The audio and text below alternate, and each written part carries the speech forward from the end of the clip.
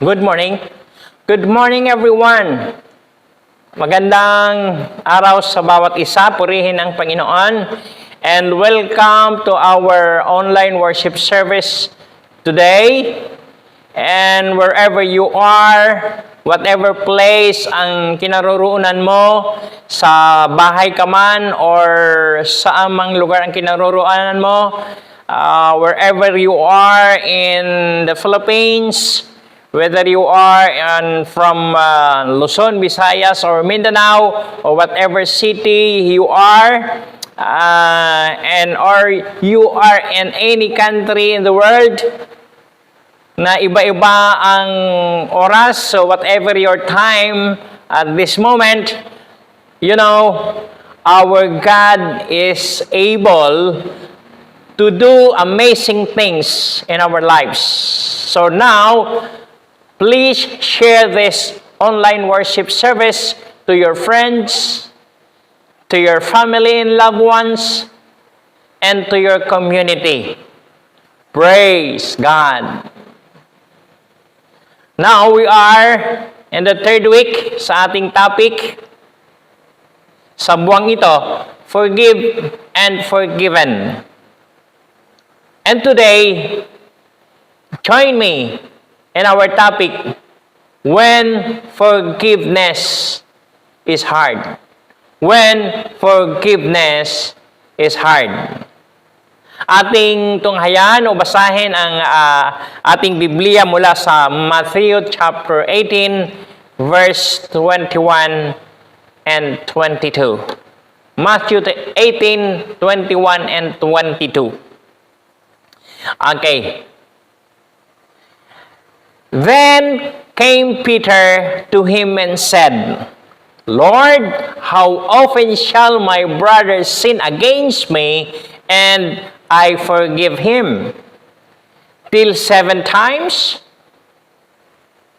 Jesus said unto him, I say not unto thee until 7 times, but until 70 times 7.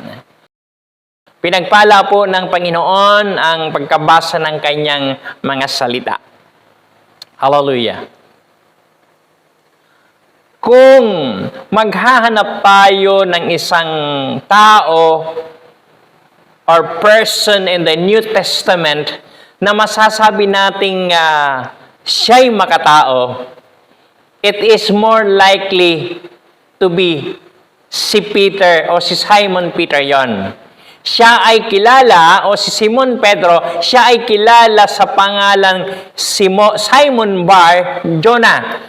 Kilala siya sa ganitong pangalan noong tinawag siya ni Jesus Christ to be one of His disciples. Kilala rin itong si Peter, kilala rin siya sa karanasan at paghahayag o ika nga yung pagbubulalas ng kanyang matinding emotion. Yung pagbulalas ng kanyang damdamin at saloobin. Kadalasan nga dahil sa kagustuhan niya at pinakananais niya ang maging spiritually strong and dependable, lapis ang lalim ng kanyang commitment.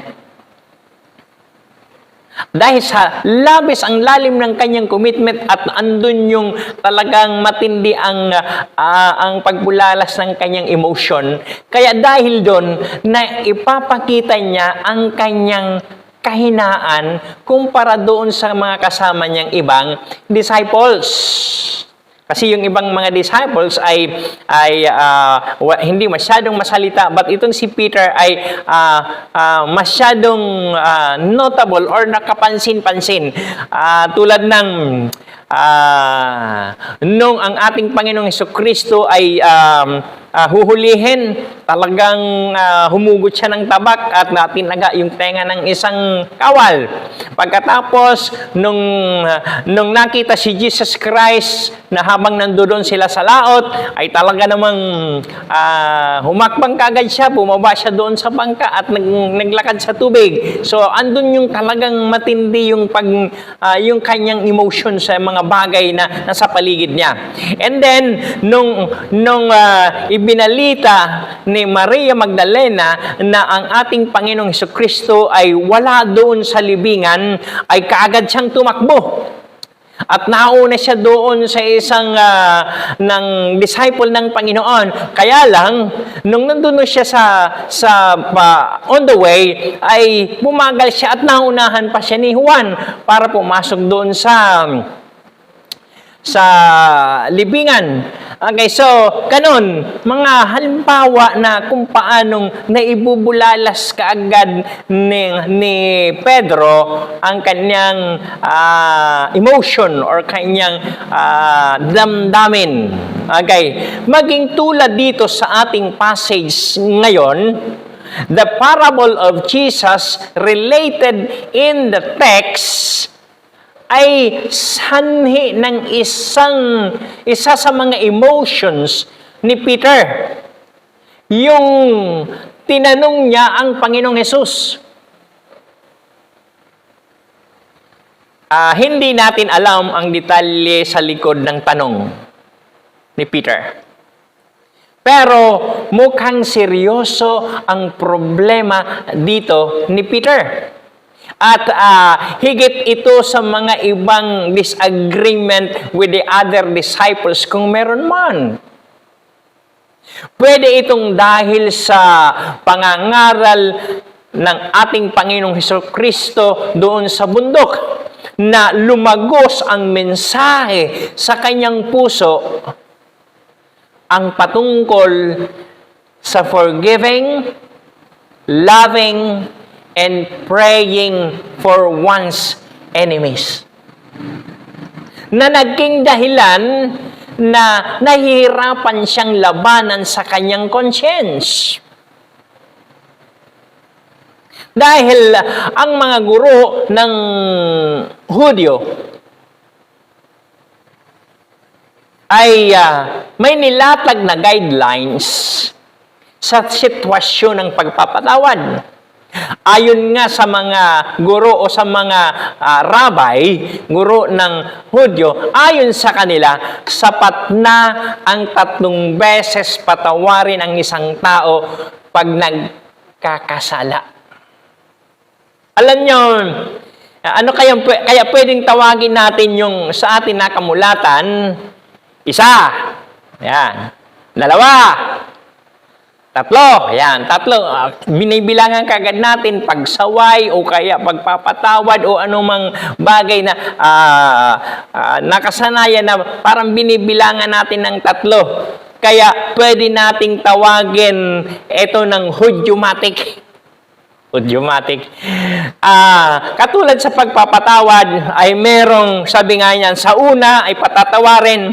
Alam nyo, meron akong kwento sa inyo nung pinag-uusapan namin ni Pastor Anet ng aking may bahay ang patungkol sa pagpapatawad. Matagal lang panahon yon. Natanong ako ng aking may bahay, natanong ako ni Pastora. Sabi sa akin, kung ako ba ay magkasala, nagkamali, na may kinalaman dun sa aming relasyon mag-asawa, kung ako'y nagkasala, patatawarin mo ba ako? Oo naman. Oo naman. Yan. Sige. Patatawarin mo naman ako. Kung naulit, ikalawa, naulit, patatawarin mo pa rin ba ako? Abay, oo. Oo, okay. So, okay naman, matatawarin. At pagkatapos, kung sa pangatlo, patatawarin mo pa rin ba ako? Oo naman. Talaga? Abay, oo nga, patatawarin kita. Okay, so hanggang 3. Ngayon, ikala ko tapos na. At tapos sabi niya, kung magkasala uli ako at nagkamali uli ako, sa pang-4, Patatawarin mo pa ba ako? Tanong ninyo ako kung anong sagot ko. Ano? Ano? Okay. Kung pang-apat ba na ako'y nagkamali o nagkasala, ay patatawarin mo pa ako? Alam niyo sagot ko? Ano? Bali? Kasi kahit sa atin, kahit hindi tayo Hudyo, tila baga parang nakuha natin itong guidelines ng Jewish tradition o din sa paniniwala nila ng mga gurong Hudyo na sapat na. It is adequate to forgive yung nagkakasala 3 times. That's adequate. Ayon sa guidelines ng mga Hudyo. Now, Peter knew that Jesus' teaching went beyond that. Alam na alam ni Pedro na kapag nagtuturo ang ating Panginoong Jesucristo ay labis o kaya higit dun sa nakamulatan nila o kaya sa tradisyon nila. Kaya lang, sabi niyan, pero how far? Peter was not sure. So, ang ginawa ni Peter, sinikap niya na maging mapagkawang gawa. Yung effort ni Peter is to be more benevolent. Ang ginawa niya, he exceeded the requirement of the rabbis. Nilabisan niya, hinigatin niya yung guidelines o requirement ng mga gurong Hudyo. Wala siyang pasubali sa kanyang tanong. Sa palagay niya ay sapat na ang 7 beses magpatawad sa offending brother. Okay. Palagay niya, buo ang loob niya na labis na ito dun sa guideline ng mga Hudyo. Nilampasan niya. Kasi ang tanong ni Peter, kapag may nakasala sa kanya ng kapatid, ay sapat na ba na patatawarin niya na 7 ulit or 7 times? Kasi kung ang sa mga Hudyo ay 3 beses is already adequate to forgive, ay ginawa niyang 7. Ibig sabihin, 3 to 7, that is mahigit doble. Ang totoo niyan, 7 is 233% ng 3. Meaning, ang laki na nun. Okay. So, siya nga naman, 3, naging 7 na. Okay. Ngayon, sa likas na pagkakilala kay Peter, we can imagine na sa uri ng tanong niya ay naghihintay si Peter o si Pedro na marinig kay Jesus to commend him for generosity in having such great patience toward his enemy. Kaya hindi siya handa sa tugon ng Panginoong Hesus. Ang sagot ng Panginoong Hesus ay sa pamamagitan ng kwento. Ito ay challenge addressed to Peter. And hindi lang kay Peter, kung ito ay challenge addressed to Peter, it is also a challenge and address to each one of us. Sinisiyasat nito ang lalim sinisiyasat nito na malalim sa ating puso at budhi at upang maharap at matanggap natin ang mahirap at masakit na katotohanan about the business of forgiveness. When forgiveness is hard. When forgiveness is hard, number 1, kapag ang pagpapatawad ay mahirap, Number one, forgiveness is revealing. Forgiveness is revealing. Meaning, nagsisiyasat ang revealing, nagbubunyag at naghahayag. So, forgiveness is revealing ay kasi ang forgiveness is never easy. Hindi madali. Totoo ito. Because forgiveness means forgiving person. Yung innocent party or yung offended ay lubos na tinatanggap ang maling ginawa ng nakasakit o nagkasala and let the guilty one go free. Tatanggapin mo yung maling ginawa o kaya yung masakit na ginawa, tatanggapin mo yon. Pagkatapos ngayon ay hahayaan mong magiging malaya. Allow or pabayaan o pahintulutan na siya ay maging malaya. Mahirap ngayon. Kaya forgiveness is never easy. Forgiveness means that one is able to love genuinely with a love that is able to go beyond the problem and extend to the person involved. Ang katotohanan ito ay nagsasalamin ng pagpapatawad ng Diyos sa atin. Ano pa? Jesus set the story in the context of God's grace when He began with the statement, "The kingdom of heaven is like." Ang paghahari daw, ang kaharian daw ng langit ay katulad. Yung ang umpisa doon sa parable ng ating Panginoong Jesucristo. Okay. Dito, sadya ni Jesus na gawing malaki o kaya pasuray ang pagkakautang ng lalaki. Kasi ang sabi nga sa wikang English, yung utang ay staggering. Talagang susuray ka talaga, pasuray ka talaga dahil hindi mo kaya basta-basta bayaran yung pagkakautang. So ito ay sadya na ginawa ng Panginoon, makita ang laki ng pagkakautang. Okay. So dito, staggering ang debt or yung pagkakautang ng lalaki. Sabi niyan, about 500 million pesos sa pera natin sa Pilipinas. Sa ibang salin, that's 10 talent.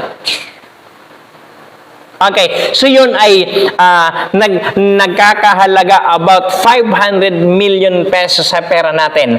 Ang point dito ni Jesus is that our debt to God is totally and forever beyond the possibility of payment. Noong sinabi ng hari, ipagbili ang sarili at ang buong pamilya bilang kabayaran sa pagkakautang, ang lalaking ito ay nagpatira pa, nagmakaawa sa hari. At ang hari naman ay nahabag sa lalaki at kinansel ang utang. Pinatawad sa napakalaking pagkakautang na hindi niya kayang bayaran. Okay, sunod. The king's forgiveness was based on the man's attitude, not his ability to pay the debt.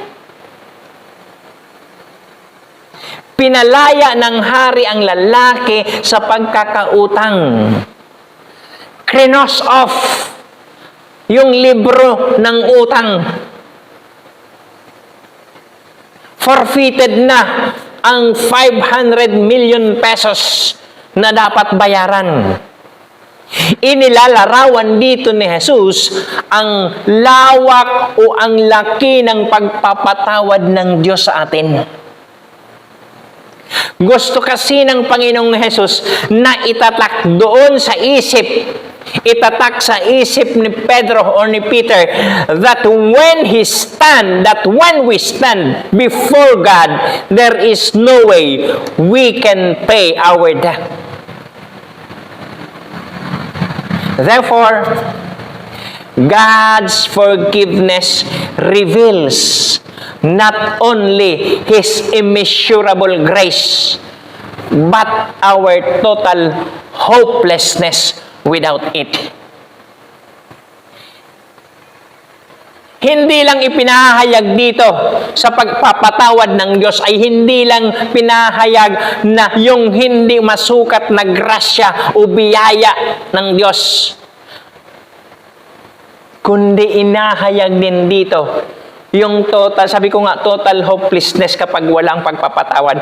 Wala tayong kapakapag-asa kung wala ang pagpapatawad ng Diyos. Hallelujah. Hallelujah. So, when forgiveness is hard, forgiveness is revealing. Naghahayag tayo, nagsisiwalat ito. Nagbubunyag ng mga bagay. Okay? So, yun ang number 1. Ang number 2, forgiveness is demanding. Forgiveness is demanding. Pag sinabing demanding, there is a requiring much skill and effort. Pag sinabing demanding, there is the difficulty and ito ay challenging. Requiring to meet high standard. Okay. Pag sinabing demanding, hinihingi o may kinakailangan. So, the next scene in this story focuses on the human nature of man set in contrast to the nature of God. Pinakikita ang notable or kapansin-pansin ng pagkakaiba sa katangian ng tao at ng Diyos. Of course, that's very contrast, yung katangian ng tao at ng Diyos. Itong lalaki na ito, itong alipin na ito, na marvelously na pinatawad, ay umalis sa harap ng presensya ng hari. At ito ay lumabas sa kalye kung saan wala na siya sa overwhelming atmosphere of the King's grace and forgiveness. Wala na siya doon sa kabaliran, wala na siya doon sa bakuran ng presensya ng hari. Doon sa presensya ng grasya at pagpapatawad ng hari. Siya ngayon ay associating with ordinary people. Kasama na yung mga tao doon sa kalipunan. Labas doon sa presensya ng hari. Umaasa uli sa sarili kung sino. Umaasa uli doon sa sarili na kung anong klase siya. Okay? So, brothers and sisters, take note on this. Take note on this. We see then how quickly he forgot mercy and how easily he remember his grudges. Napakadaling makalimutan yung habag na tinanggap niya, yung habag ng hari na tinanggap niya, at napakadali niya rin maalala uli yung sama ng loob, yung mga grievances, yung reklamo. Itong lalaki na ito ay nagbago nang umalis siya sa presensya ng hari. Hindi na katulad ng dati noong nasa harap siya ng hari. Sabi ko nga dito ay mag-ingat. Beware. Living from the presence of the King of Kings and the Lord of Lords, or turning back from the overwhelming atmosphere of God you will quickly forget mercy and compassion. Mahirap talagang maalis ka doon sa bakuran ng presensya ng Diyos. Makakalimutan mo talaga ang maraming bagay kung paanong pinaranas ang habag ng Diyos. So, yon, paalala. At ang lalaking ito ay nakasalubong niya ang taong may utang sa kanya ng 1,000 pesos. Okay? 1,000 pesos, maliit ito doon sa kanyang utang sa hari. Okay. Ang 1,000 pesos na utang nito, itong tao na to na may pagkakautang doon sa unang alipin, ay merong 500,000 times na mas maliit o mas mababa doon sa pagkakautang niya sa hari. Masyadong malayo, no? Kasi ito ang utang nito ay 1,000 pesos lang. Yung utang na pinatawad ng hari ay 500 million. So, malayo. Ano? So, it is 500,000 times na mas maliit o mas mababa doon sa pagkakautang niya sa hari. Kaya lang, kahit na ganito, pinagbabayad niya itong may utang sa kanya. At ang kawawang may hirap ay nagmakaawa at nangakong babayaran ang lahat niyang utang. Katulad nung ginawa niya sa harapan ng hari. Pero, hindi pinakitaan ng pagpapasensya at pagpapatawad. At kanya itong pinakulong hanggang makabayad ng utang. What does God's forgiveness demand on us? It insists that we look at others through the eyes of mercy and not justice. Dapat ang tinitingnan natin, ang dinedemand dito ng forgiveness ng ating Panginoong Diyos ay ang ating mata dapat ay nandoon sa habag, hindi doon sa katarungan. Sabi ng prinsipyo ng katarungan, ang parehong may utang ay dapat magbayad. Dapat kolektahin talaga sa kanila yung bayad sa kanilang utang. Pero, ang prinsipyo ng habag, tinitingnan ang may utang sa halip na ang utang. Okay? Ang prinsipyo ng habag or ng mercy ay ang tinitingnan ay yung may utang, yung tao sa halip na ang utang. Alam nyo, ang katarungan ay pinalalamig yan. Pinahuhupa yan ng mercy and compassion. So when forgiveness is hard, forgiveness is revealing. Number 2, forgiveness is demanding. At ang pangatlo, forgiveness is liberating. Forgiveness is liberating. Nagpapalaya ito. Ika nga, freeing or releasing or letting go. Liberating. You are being delivered. Nandun ang deliverance. So, in forgiving the offenders, the innocent party liberates him, lets him go free. Okay? Yung pinagkasalanan, yung nasaktan, yung naapi, ay pinalalaya itong nakasakit at nagkasala kung may utang sa kanya. And let him go free. Ganito ang ginawa ng Diyos patungkol sa ating mga kasalanan. Alam niyo, sinakta ng tao. Tayong lahat bilang tao, sinakta ng tao ang damdamin ng Diyos. Ang sabi nga niyan, paano na-offend ng tao ang Diyos? The human offended God deliberately. Sadya. Bakit sadya? Kusa. Nasaktan ang damdamin o kaya na-offend ng tao ang Diyos kasi ang tao lumampas sa boundary na ibinigay ng Diyos. Ang tao ay lumabag sa utos o batas ng Diyos. Hallelujah. Then, through the sacrifice of His Son, Jesus Christ, God's wrath and anger were dissolved, and free the offender from the curse of eternal death. Sa pamamagitan ni Kristo, inextend ng Diyos sa makasalanang sangkatauhan ang kanyang napakaganda at kahangahangang gift of forgiveness.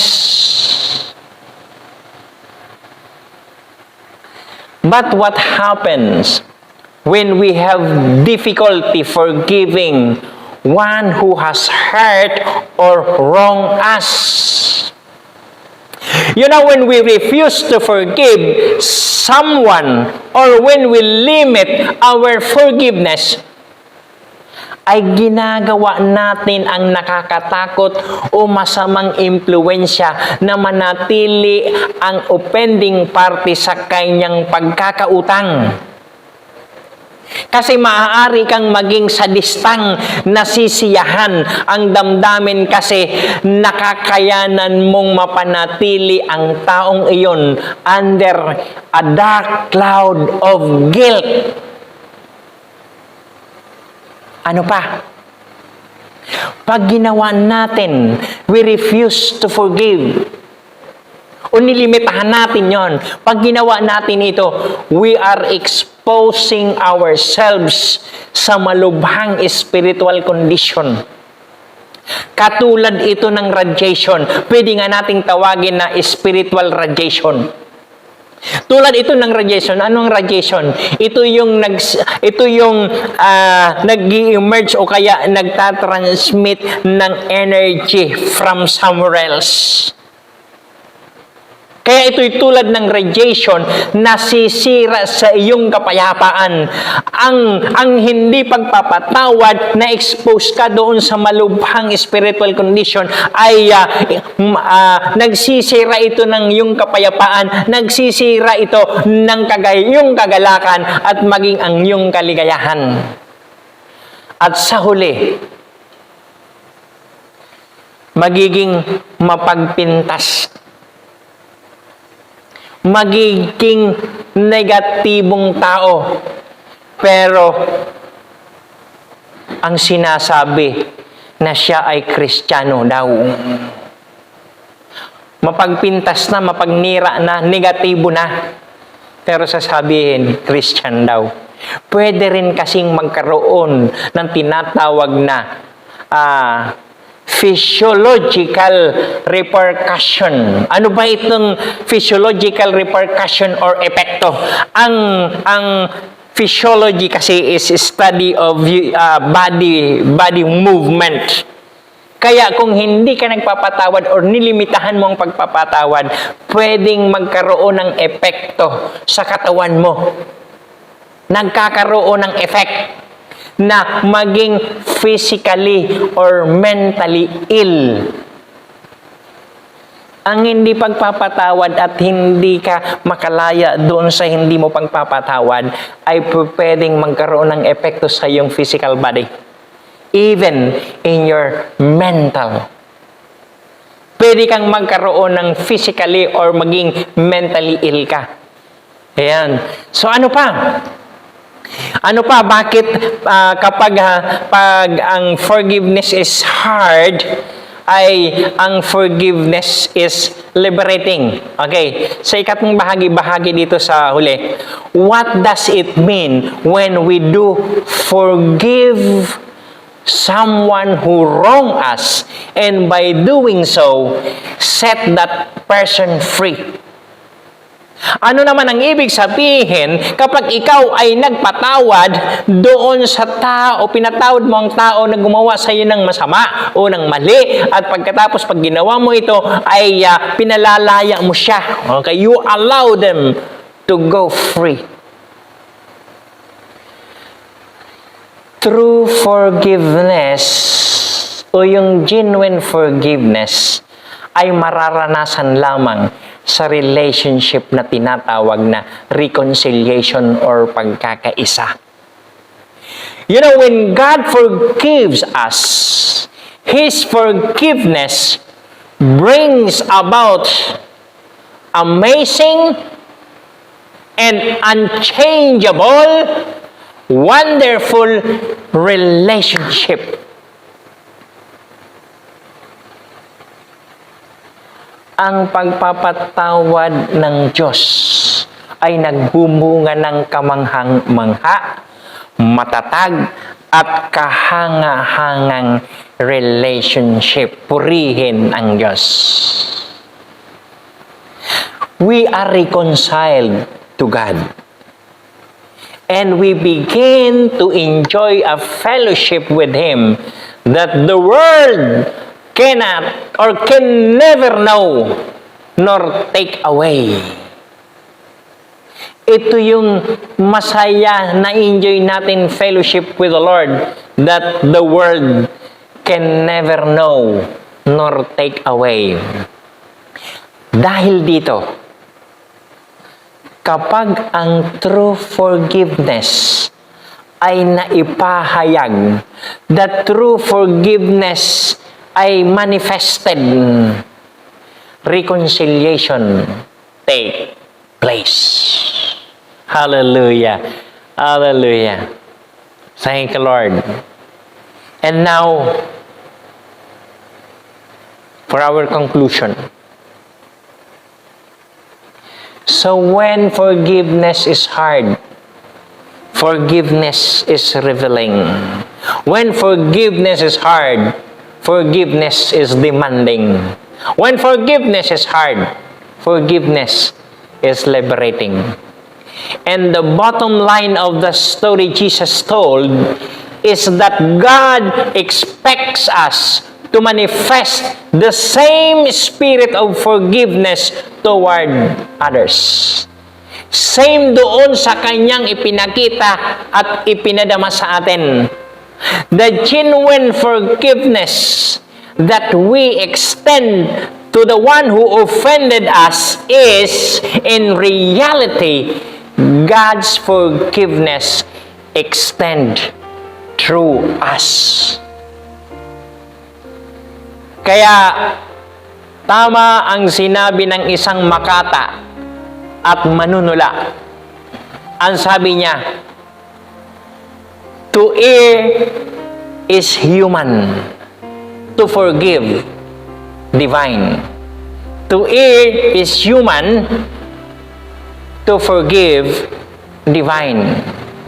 Sa Tagalog, ang magkamali ay tao, ang magpatawad, banal. Forgiveness is hard, yes, but the harvest it produces in the life of the one who practices it fills countless silos. Totoong mahirap ang magpatawad.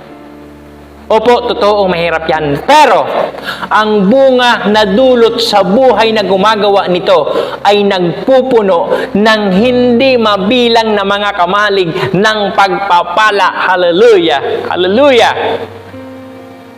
And now, ngayon kaibigan, nais mo rin ba na maranasan ang pagpapatawad ng Diyos?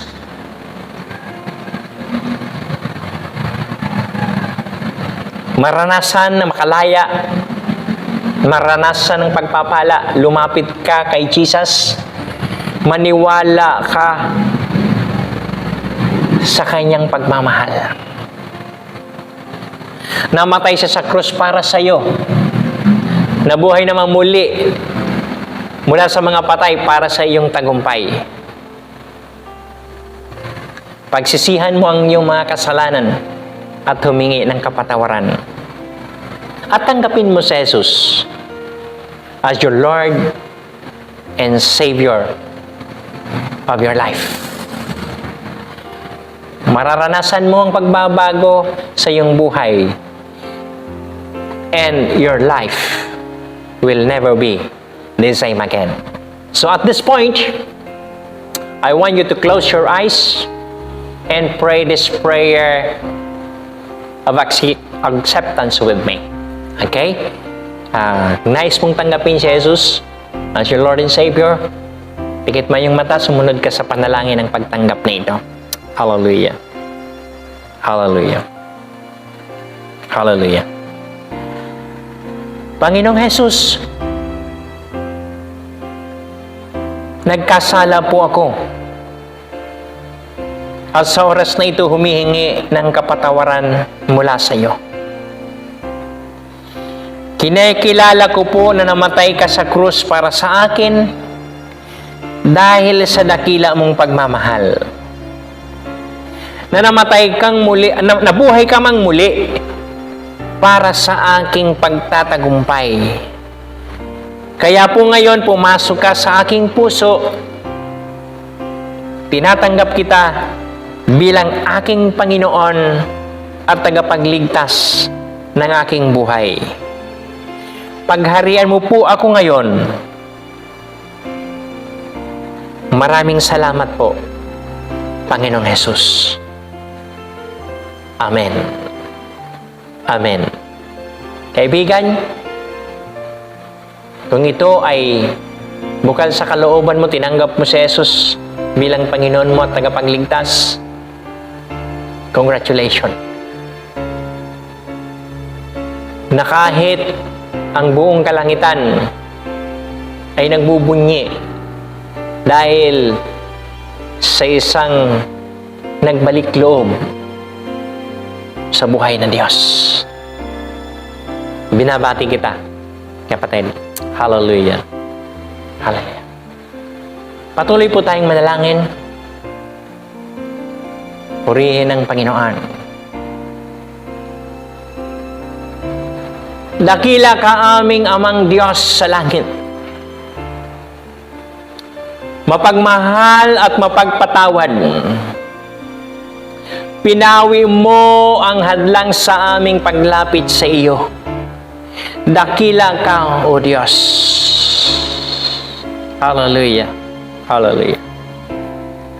Ang Panginoon ay laging handang tumugon sa dalangin at mga pagdaing ng kanyang mga anak. Kaya sa oras na ito, manalig ka, kapatid.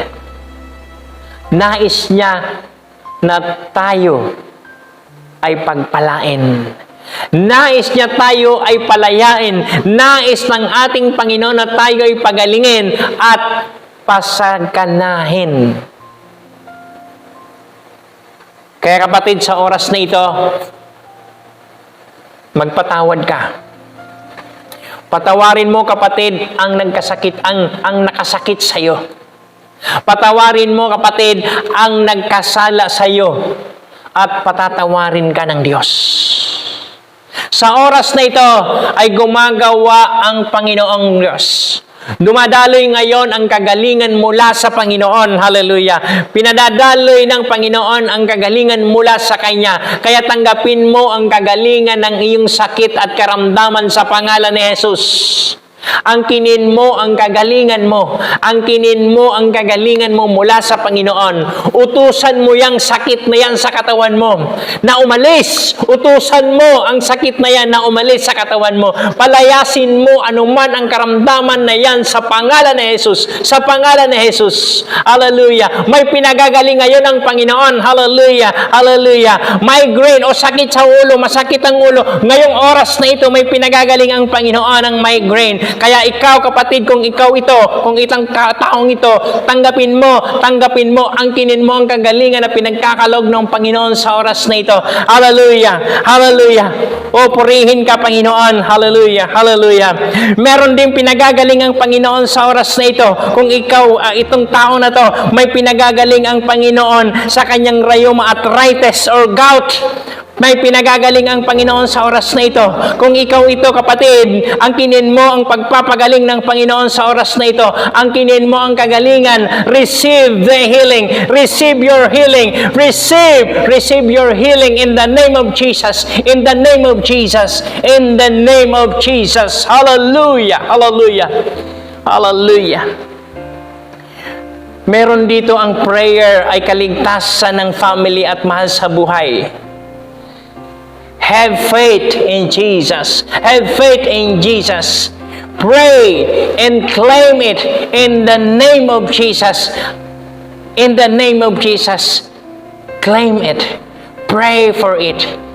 Yung kaligtasan ng iyong mga mahal sa buhay at ang iyong pamilya. Sa pangalan po ni Jesus, sa pangalan ni Jesus, sa pangalan ni Jesus. Hallelujah, hallelujah. Panginoon, dalangin ko po na abutin mo po ang inyong mga anak sa kanilang mga kahilingan. Abutin mo po, tugunin mo po ang kahilingan nila. Hallelujah. Palakasin mo po, Lord, ang mga naglilingkod sa iyo. Maranasan po nila ang galak sa pag-abot ng mga kaluluwa para sa iyo, Panginoon. Pagkalooban mo po sila ng mabuting kalusugan. Hallelujah, hallelujah. Sa oras na ito, hallelujah, sa oras na ito, may pinalalaya ang Panginoon sa impluwensya ng barkada. May pinalalaya ang Panginoon ngayon sa impluwensya ng sanlibutan. Kapatid, bumalik ka na sa Panginoon. Natutuwa ang Panginoon. Natutuwa ang Panginoon. Ibigay mong tuluyan ang talento mo sa Panginoon. Huwag mong pakinggan ang bulong ng paligid mo sa mundong ito. Pakinggan mo ang nararamdaman mo sa puso mo mula sa Panginoon. Hallelujah. Palalayain ka ng Panginoon. Pagpapalain ka at pasasayahin ka ng Panginoon sa kanyang bakuran. Hallelujah! Hallelujah! Hallelujah! Hallelujah! Hallelujah! Panginoong Jesus, itinataas ko po ang pagkakaisa ng mga Kristiyano. Lord, bless God's Sanctuary Church for your sake. Bless our country, our government, and our leaders. Bless our economy and our health, Lord. Hallelujah. Purihin ka po, aming Diyos Ama sa langit. Sa oras na ito po, sa iyo ang kapurihan, ang kaluwalhatian, ang kabanalan at ang aming pagsamba sa banal na pangalan ng aming Panginoong Hesukristo. Amen at Amen. Mga kapatid, taas po natin ating kamay sa Panginoon at tanggapin natin ang pagpapala ng Diyos. The Lord bless you and keep you. The Lord shine His face on you and be gracious to you. The Lord turn His face toward you and give you peace. I receive, Lord. We receive your blessing, Lord. Hallelujah. And we thank you, Lord God.